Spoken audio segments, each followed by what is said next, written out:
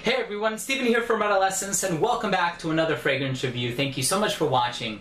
And in this video, we're going to be taking a closer look at a fragrance from the house of Versace.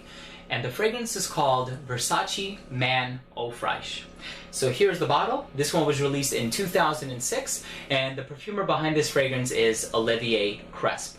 Now, Olivier Cresp has worked on many other fragrances in the industry, the most iconic of which are Angel by Thierry Mugler, which was a collaboration. He's also helped work on the iconic Dolce & Gabbana Light Blue Pour Femme, the women's version of that. So he has a pretty good reputation for himself. Now, this is a flanker to the original Versace Man. So you might be familiar with Versace Man, which is found in a purple bottle rather than a light blue bottle. So just be wary as a consumer. If you're looking to buy the Eau Fraiche version, which translates to fresh water, make sure that it's in the blue bottle and the box, not the purple bottle and the box. And lastly, this fragrance is classified as an aromatic aquatic, and I certainly have to agree with that classification, and I'm going to be letting you guys know what I think about the smell. Next up, let's take a look at the presentation.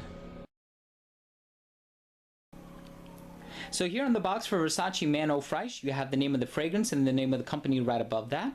You have a blue line that encompasses the entire perimeter of the box. You have this really nice snake skin, crocodile skin, kind of a pattern all over the box. Really nice texture to it. You have the size and the concentration down here at the bottom. On the very bottom, you have the ingredients and also a serial number engraved right there, and then some more information on the back, Versace written at the top, and that's it as far as the box for the presentation goes. Now here's the bottle. Very unique, odd shape to it. Some people really like it. Some people say it looks kind of cheesy or tacky, but it does have this kind of like rigid corrugated feel to it all over. You have the name of the fragrance here in the middle. This is the smaller size bottle. Cap comes off. This whole thing is the cap. It's made out of plastic. The distribution is good, and it sprays out enough relative to the concentration, I would say. You can actually feel free to apply liberally with this one. And that was the presentation for Versace Man Eau Fraiche. So my friend Ross writes, "It's a great performer and a compliment getter." Vincent says, "It's my favorite fragrance for the summer. Nice, inexpensive compliment getter, but it's a summer fragrance. I smell nothing when it's cold." Ahmed says, "It's well-blended, fresh citrus scent for hot summer days. Good quality for the price with a moderate performance, and also gets compliment." Caesar says, "This scent is awesome. Women love it too. Soon I'll have to buy a new bottle." Albert says, "This is a super nice fresh take on vetiver." Raz says, "Very average scent in my opinion, but it does perform well for a freshie." And Caesar agrees by saying sometimes average is all it takes. Christian says, "Great casual summer scent, brings back good memories of summer for me." Sydney loves the freshness that it offers. The citrus notes work well in the dark office setting. And lastly, Malcolm concludes by saying, "It's a beautiful, fresh, and slightly spicy feel with a combination of lemon and carambola for freshness. And then cardamom and saffron that give it a slight spicy feel to the scent. A very nice fragrance to wear in spring or summer." Now, I do have to echo the sentiments of a lot of my subscribers who say that this is certainly a fragrance that will garner a lot of compliments, and it's also a very good fresh and spicy scent. Now, what you get from this fragrance when it first opens up is you're going to be greeted with a nice dose of lemon as well as a dose of bergamot. Now, I like lemon because it gives it that fresh tartness in some fragrances, but it also, I think, amplifies or maximizes the freshness, and I think that's exactly what it's doing in this fragrance. Now, I also like the bergamot because it serves to neutralize the acidity of the lemon, even though it may not seem as so, but I have gotten my nose and some really strong lemon scents like Limoni di Sicilia by I Profumi di Firenze, or even Eau d'Adrienne by Nick Coutal, and those are really strong lemon scents. And if that's your thing, then cool. But I think that sometimes it could be just a little bit overwhelming. You don't get that with this scent. So I really like that about Versace Man Eau Fraiche. Now, you also have this backbone of cedarwood that really complements the composition.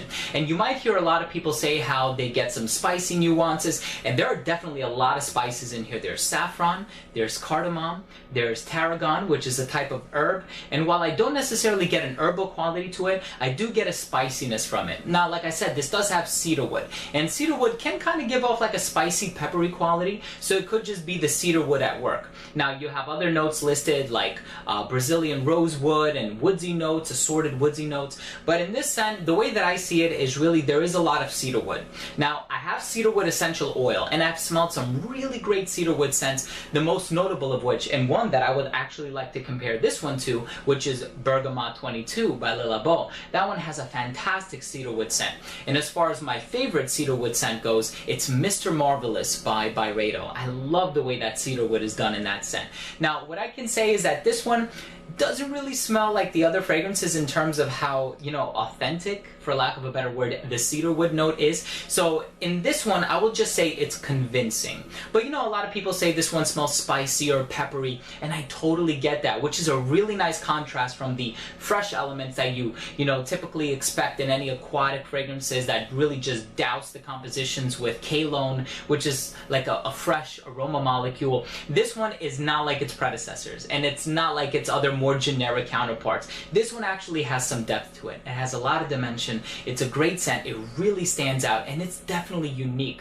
It's not your typical freshie, and that's one of the reasons why the level of the juice is so low in my bottle, and why I continue to wear this fragrance, and why it's really one of my favorite scents for the summer. If you check on my top 10 summer list, you will always find this scent in there. One, it brings me back to a lot of great times from previous summers, but also because it just smells amazing and I get a ton of compliments from it. So this is definitely a great, fresh, spicy, yet masculine composition. You will get a lot of compliments from this one. I absolutely love it. Make sure you try it out. And now with the summer just around the corner, this is definitely one needs to get their hands on. So thank you for watching. Last up, we have the rating. First up, we have uniqueness and overall smell, and I ended up giving Versace's Eau Fraiche a 7 out of 10.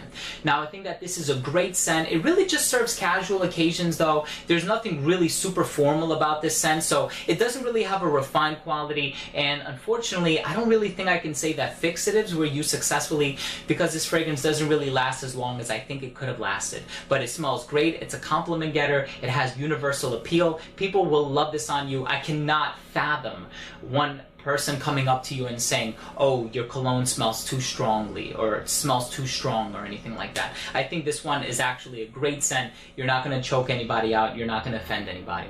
Next up, we have longevity. I gave it a 5 out of 10. Its eau de toilette concentration, 4 to 6 hours is expected, and yes, I do get an average of 5 hours from this one. I wish it were just a little bit better.